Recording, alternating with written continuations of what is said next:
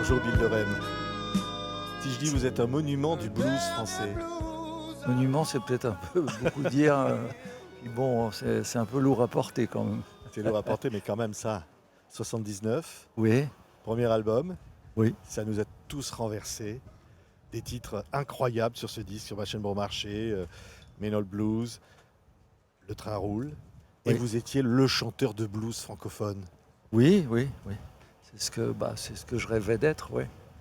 Oui, avant tout ça, j'avais passé pas mal d'années depuis 66, 67, même avant, hein, mais bon, depuis 68, 67, j'ai beaucoup chanté dans la rue, à Montmartre, dans le métro, tout ça. Et je chantais du blues et du folk américain, quoi.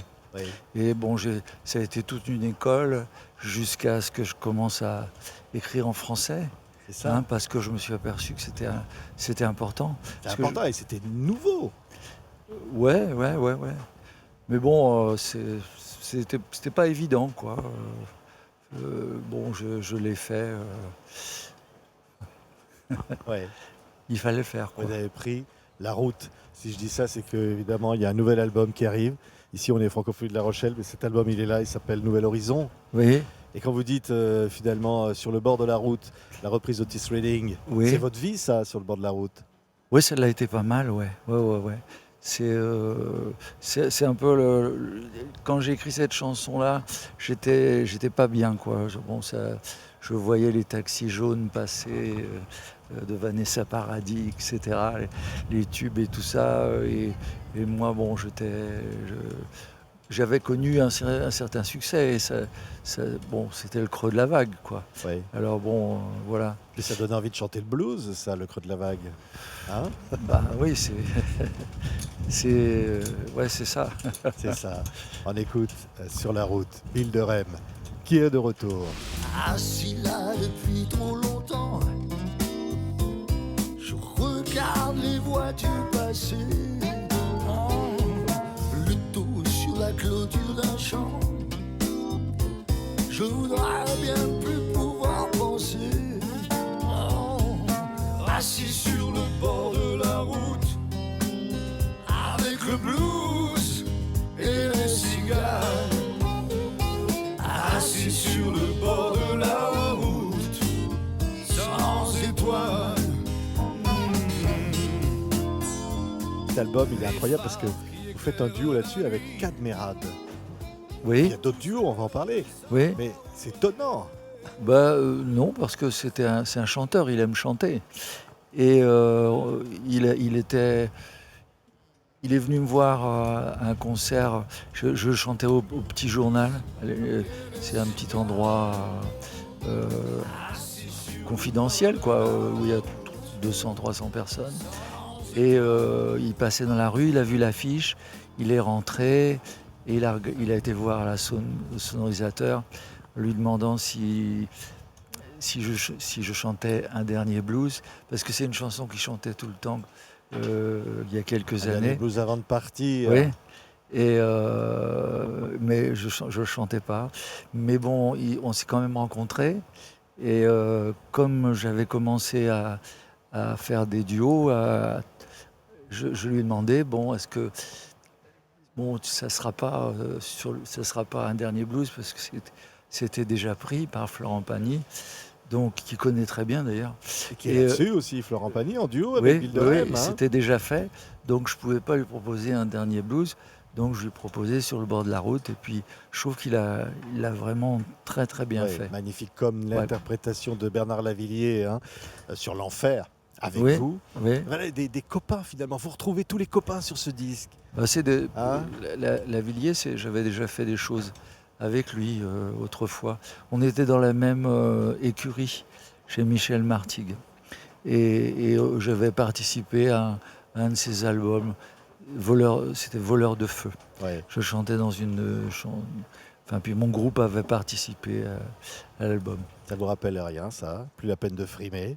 Bah, Hélène. c'est le passé quand même. Ah, Hein. le chanteur maudit, c'est le justement pas- le dernier blues, Géraldine. C'est le passé. Mais je continue à chanter, plus la peine de frimer, quoi. Il y a Ouais. des chansons que Mais je c'est- continue à chanter. Mais c'est le même plaisir sur scène, Bill de Rem. Oui, même multiplié par 10.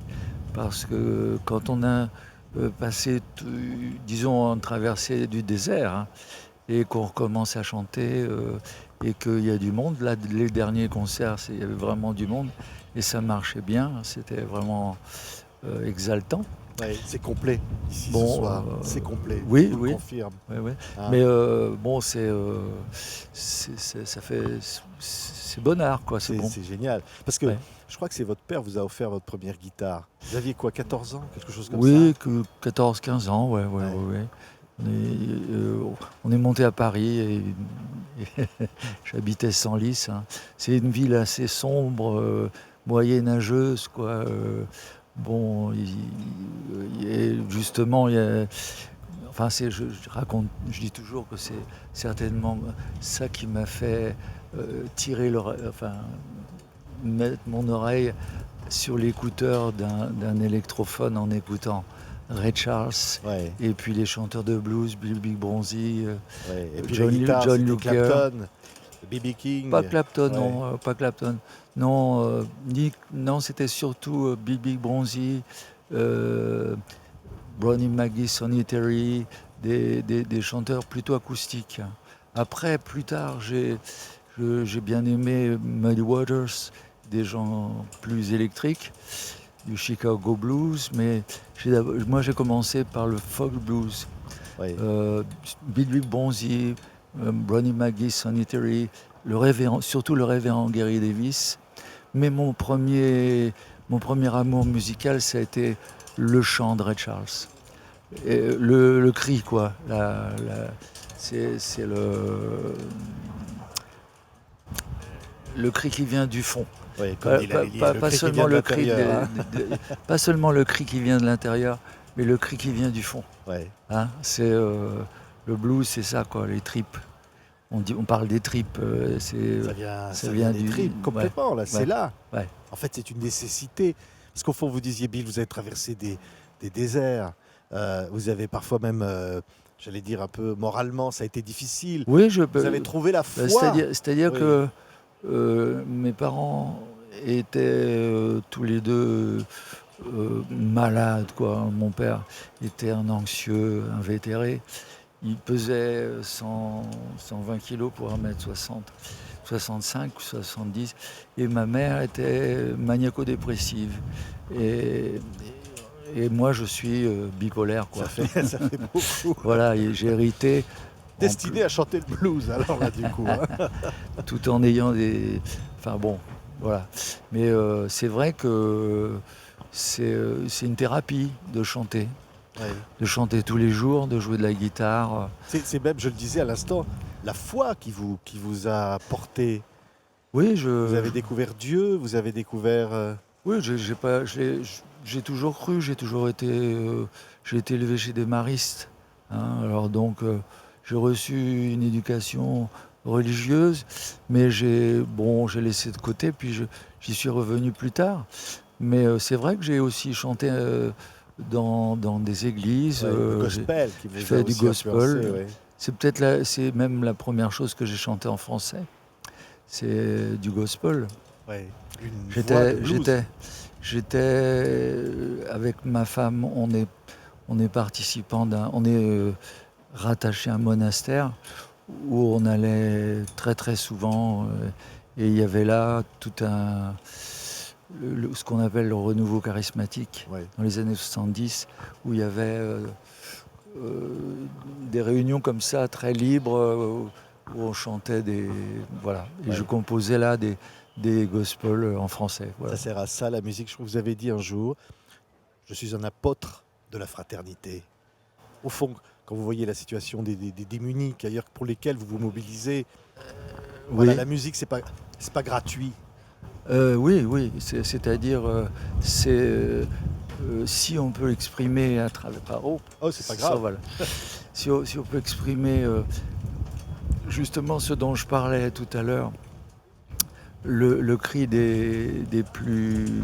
Enfin, je suis très attaché à la rue. J'ai été éducateur dans une maison à la campagne où on accueillait des toxicomanes et tout ça. Et j'ai été toujours avec ma femme dans les années 70, tout en continuant la musique, tout en faisant de la musique. On avait une maison à la campagne. Un médecin nous avait engagés sur cette voie d'accueillir des gens parce qu'on avait eu nous-mêmes une expérience de drogue.